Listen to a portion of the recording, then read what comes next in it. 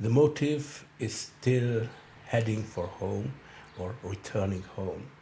But let me now try to make a quick translation of István Szilágyi's short story Katica Returns Home. May 1976. I am 13 years old. The night before, my parents were not at home. Already in the afternoon, I think on Saturdays, the melody Cocktail was still being played on the radio. They, my parents, set out for the garden, 50 kilometers from Debrecen, to a little ranch somewhere in Szabolcs. Somehow I happened to be left at home on my own. My grandmom had left with them, my brother for some other place, and my sister too. Well, this is the first paragraph of the story, and the little child, or not so little, 13 years old, is excited because he will have to travel on his own by train to join his parents at the ranch. And when he sets out, he is very proud of being successful to be able to buy the tickets.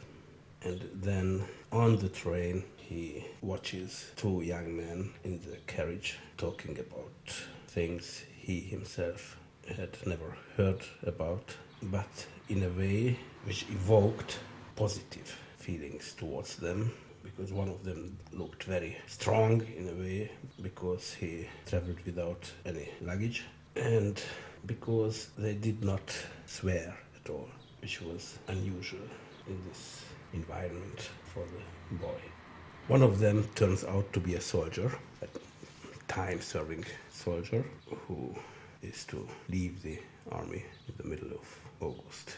And then the story changes into another situation, namely into being in the barracks. The boy of the first part is now a soldier himself, and he feels bullied by other soldiers who are brutal and terrifying to this boy who is more fragile by stature and by his psychology. But there turns out to be another soldier who, though from the same level of society as the bullies, is in no way self-confident, even though the day of leaving the barracks, of finishing the military service, is at hand. This soldier is called Katica. A female name is given to him or shouted when he is called.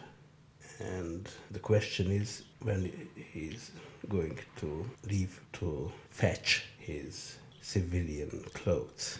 This question is roared about in the corridor of the barracks. Katica will not answer. And indeed, this sad-faced Katica, Katie, will never go home for his civilian clothes, and he has never been at home during his military service. Why not? Because he lives in Szabolcs as the little hero of the first part of the story, and the barracks are in the western part of Hungary. And in order to get from the western part, from Szombathely to the eastern end, to Máté Szalka and the county of Szabolcs, you have to cross Budapest. Your train will cross Budapest, but you have to change trains, and not just change trains, but change stations, which means you have to travel from one station to the other, and Katica did not know how to get from one station in Budapest to the other station, and therefore he was afraid of asking for being left home, and he preferred staying in the barracks all the time for a year and a half. There are two paintings by Szilágyi on these pages. The one on page 6 is Katica's dream. The other one on page 7 is the old soldier in civilian clothes. And there are two ads there, a logo referring to summaries, that is copies, paintings to be found on the internet, and another one referring to a song maker, Zoltán Krulik, and his new formation.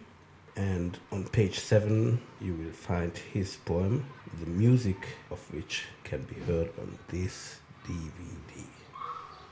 And on the DVD you will find an English translation of the poem.